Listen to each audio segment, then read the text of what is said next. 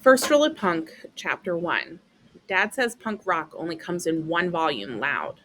So when I slipped my headphones over my ears, I turned the music up until bass strings thumped, cymbals hissed, and guitar strings squealed, like they were having a conversation with each other. Mom says my music is a racket, but to me, it's like the theme music to my life, and it's always helped me concentrate.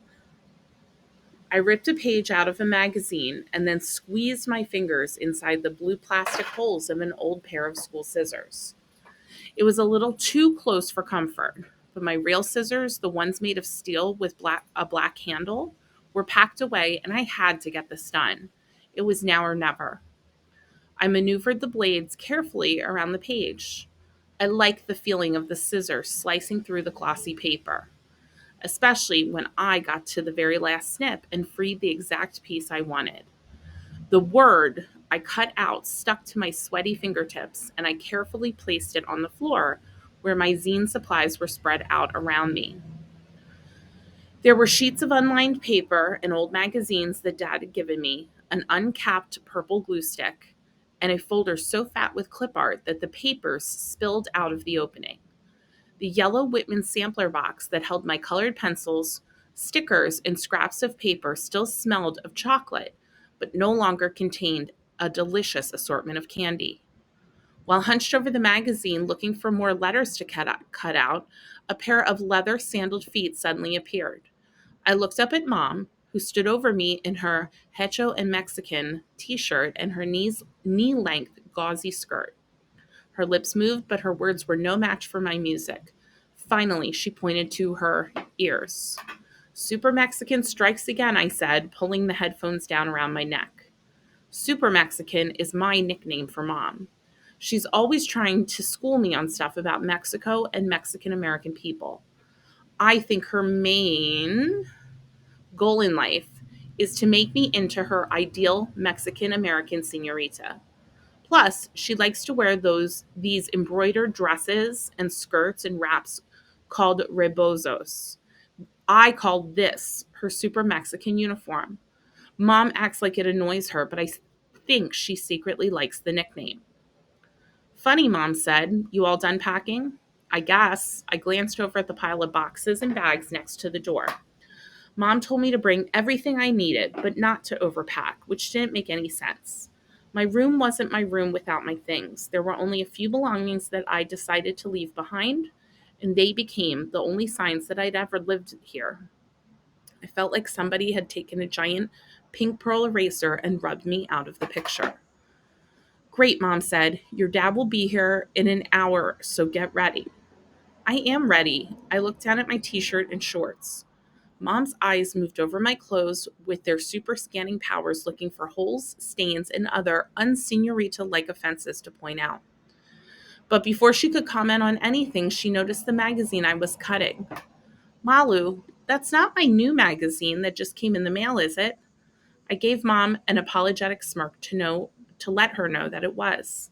I'll take that, thank you very much, she said, holding out her hand. If you need magazines, check the recycling bin. Yes, ma'am, I said and saluted her before I handed her a copy of Bon Appetit. I put my headphones back on and grabbed a blank sheet of paper. I had to get this zine done before Dad came to pick me up.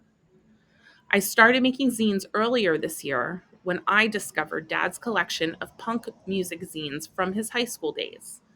Zines are self-published booklets, like homemade magazines, and they can be about anything, not just punk. There are zines about all kinds of topics, like video games and candy and skateboarding. A zine can be a tribute to someone or something you love, and nerd out about, or a place to share ideas and opinions. Dad said that they're a good way to write about what you're thinking or feeling, kind of like a diary that you share with people. Mine are mostly about stuff I find interesting or want to know more about. But ever since Mom told me that we were moving, a lot of my zines have become about that. This is her first zine over here. Mom made it seem like this move was no big deal because we'd be back when her new job contract expired. But 2 years might as well be forever. 2 years meant all of middle school. I couldn't even imagine what the next 2 years away from dad would feel like. So it was a very big deal. So for the next hour, I wrote and cut and pasted a final plea to mom. I glued the last letter onto a page just as the doorbell rang to signal that my time was up. And her first zine is called No Place Like Home. If I keep going, you have a picture. Oh, too far. A picture on the side. Marty the poet, not him. That's not dad, meaning. And then Marty the cute dog. And then you see on this side some sort of alligator. Let's go listen to some music at Spins and Needles Records. Okay, you're going to find out more about what Spins and Needles Record store is. Unchained Books, something that must be on Mallow's mind, is a place called Unchained Books.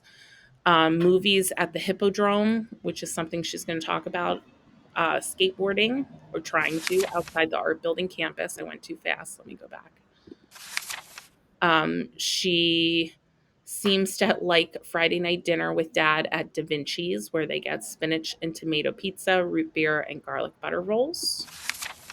Spanish moss hanging from the trees like ghosts. El arbo is the Spanish word for tree. Afternoon thunderstorms. I have a feeling this has to do with her hometown. Her favorite reading spot in the library. When the delivery guy throws our bag of bagels at the porch from his bike, thud and bagels everywhere. And she has lots of important words that describe her home. So we're going to find out more about Malu and her move in chapter 2.